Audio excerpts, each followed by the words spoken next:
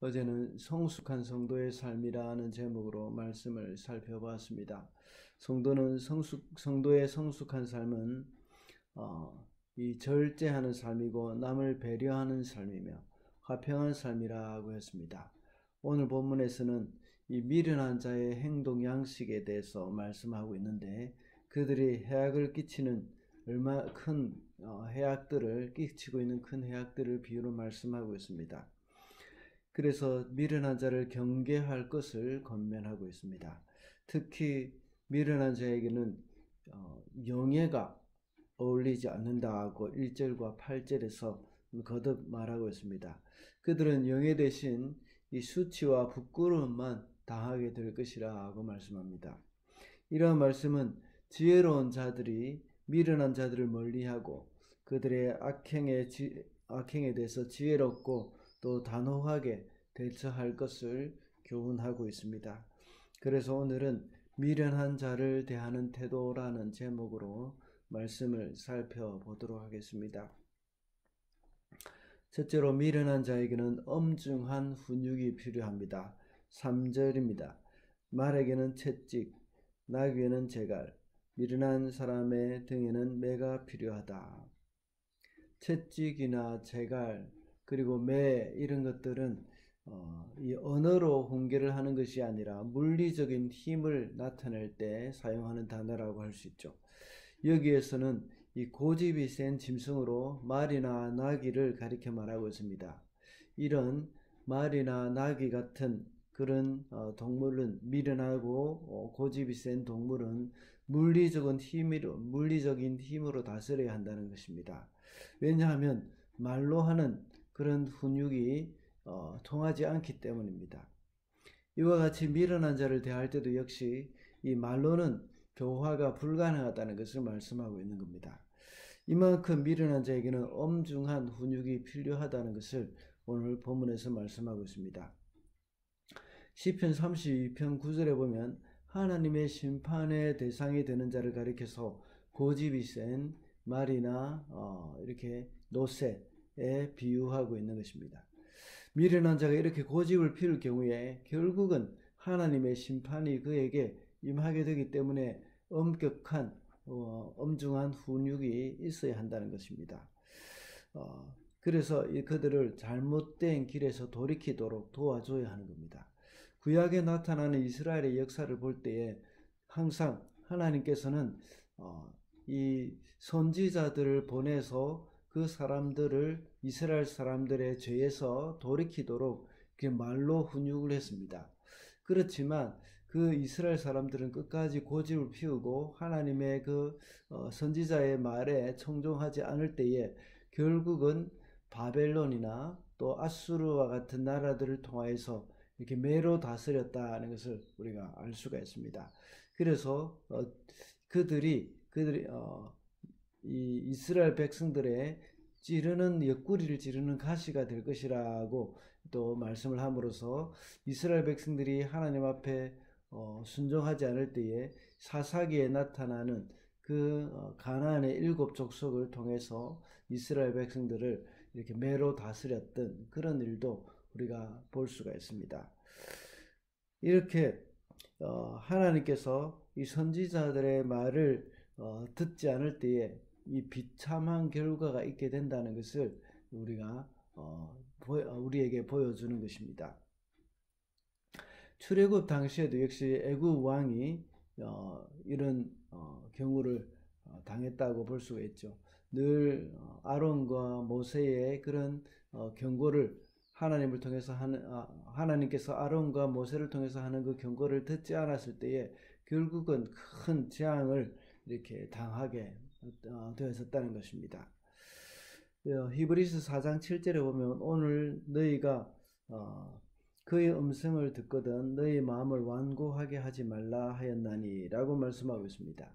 오늘날 우리 스스로를 돌아보면 하나님이 말씀하실 때에 우리의 잘못을 늘 이렇게 돌이킬 수 있어야 하는 겁니다. 하나님의 말씀으로 늘 우리를 돌아보고 하나님의 말씀이 우리에게 경고하실 때에 그 말씀을 받아들이고 우리의 삶을 고쳐야 하는 것이죠. 이것이 바로 미련한 자가 되지 않는 길이라고 볼 수가 있습니다. 둘째로 미련한 자를 대할 때는 지혜롭게 해야 합니다. 4절과 5절입니다.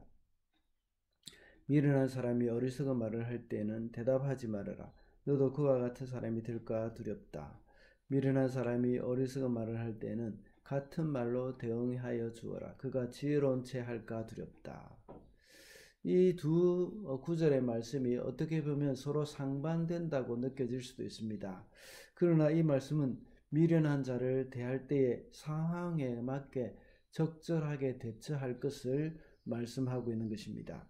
그렇게 해서 그들을 일깨우고 하나님의 지혜를 그들에게 제시해 줄 것을 말씀하고 있는 것입니다. 4절의 말씀을 볼 때에 어리석은 자가 말을 할 때 대답하지 말라고 하는 것은 이 어리석은 자들이 논리적으로 말을 하는 것이 아니라 악한 감정을 내세우면서 이 감정으로 이렇게 사람을 대할 때에 그럴 때에 우리가 어떻게 대할 것인가 그것을 말씀하고 있는 겁니다. 이럴 때에 말을 하지 말라는 겁니다. 그들에 대응을 하지 말라는 것입니다. 그들이 비난하거나 욕설을 할 때에 우리가 어떻게 대응하는지 그것은 그들에 대해서 대꾸를 하거나 상대하지 말라는 겁니다. 이런 경우에는 어떤 논리적인 대화도 필요가 없습니다. 쉽지 않습니다. 이럴 때는 대답을 하지 말아야 한다는 겁니다. 이것은 사도 바울이 로마서나 데살로니가 전서에서 말씀하는 것 같이 악으로 악을 갚지 말라는 것을 우리가 기억을 해야 합니다. 그렇게 되면 결국은 악의 진행 것이 되어지고 마는 겁니다. 그들의 감정적인 이 대화로 나올 때에 모욕적으로 말을 하고 욕설을 하고 또는 소리를 지르면서 이렇게 이야기할 때 우리도 역시 그들과 대응을 하게 되면 그렇게 반응을 할 수밖에 없을 때가 참 많습니다. 그렇기 때문에 이 악에게 이기는 방법은 선을 행하는 방법인데 우리가 그럴 경우에는 먼저 피하는 것이 좋다는 것입니다. 그리고 5절의 말씀처럼 같은 말로 대응을 해야 할 때도 있습니다. 그것은 미련한 자들이 논리적으로 공격을 해올 것입니다. 그들이 논리적으로 하나님의 진리를 공격해 올 때는 우리가 거기에 대해서 대답을 해줘야 합니다. 만약에 거기에 대해서 대답을 하지 않고 넘어가 버리면 그들의 논리가 옳다고 생각할 때가 많습니다. 그렇게 여겨지기 때문입니다. 예수님께서 제자들에게 하신 말씀과 같이 항상 우리는 뱀같이 지혜롭고 또 비둘기같이 순결한 마음으로 그들을 대해야 합니다. 우리는 항상 성령님께 지혜를 구해야 합니다. 그래서 예수님께서 마태복음 10장 19절에 말씀하신 것처럼 너희를 넘겨줄 때에 어떻게 또 무엇을 말할까 염려하지 말라. 그때에 무슨 말을 할 것인지 무슨 말할 것을 주시리니라고 말씀하셨습니다. 그럴 때 우리가 하나님 앞에 어떤 말로 대응을 해야 할 것인지 주님 앞에 늘 지혜를 구해야 합니다. 그럴 때 우리는 그때마다 하나님이 지혜를 주실 것입니다. 그 상황 가운데 복음을 위해서 귀하게 쓰임 받을 수 있는 그런 좋은 기회가 되어질 줄로 믿습니다. 마지막으로 미련한 자에게는 직분을 맡기지 말아야 합니다. 10절입니다. 미련한 사람이나 지나가는 사람을 고용하는 것은 궁수가 닥치는 대로 사람을 쏘아대는 것과 같다.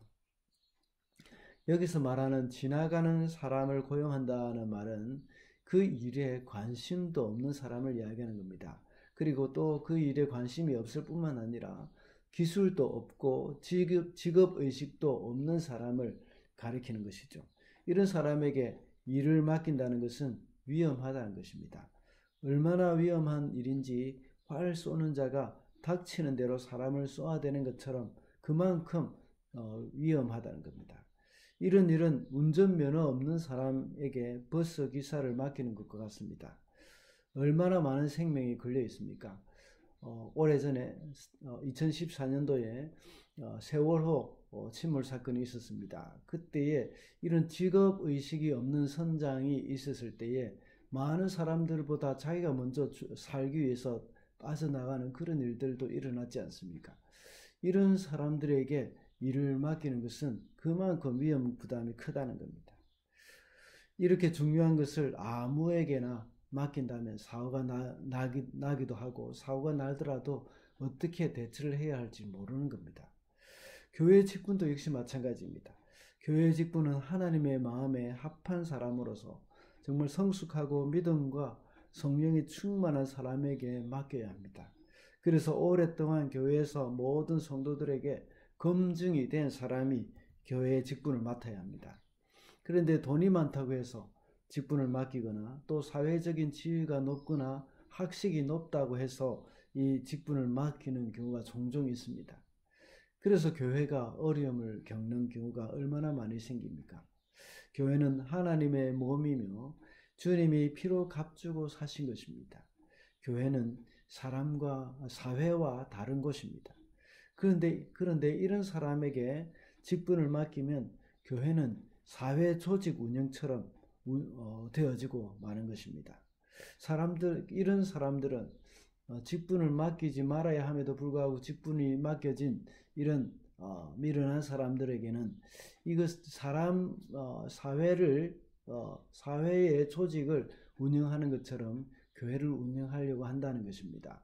그래서 교회가 무슨 교회에서 민주주의에 대해서 이야기하고 또 많은 사람들이 권리를 주장하고 이런 일들이 일어나는 것입니다. 어떤 사람에게 일을 맡겨야 합니까? 학식이 없고 사회적인 인정을 받지 못하더라도 하나님께 인정을 받는 사람, 그런 사람에게 이렇게 직분을 맡겨야 합니다. 그런 사람들이 바로 지혜로운 사람들이라고 볼 수 있습니다. 세상의 지혜가 아닌 하나님의 지혜입니다.